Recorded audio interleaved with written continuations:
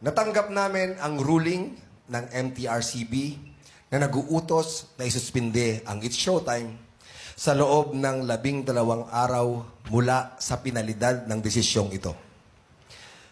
Kami ay maghain ng motion for reconsideration dahil naniniwala kami na walang nangyaring paglabag sa anumang batas.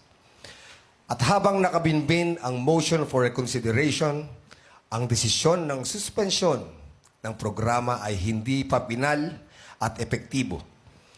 Kaya sa ngayon ay patuloy niyo pong mapapanood ang It's Showtime.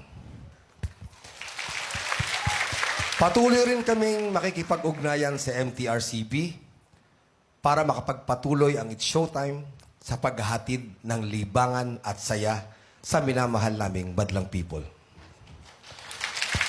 Buong puso po kami nagpapasalamat sa lahat ng nagmamahal at sumusuporta sa It's Showtime.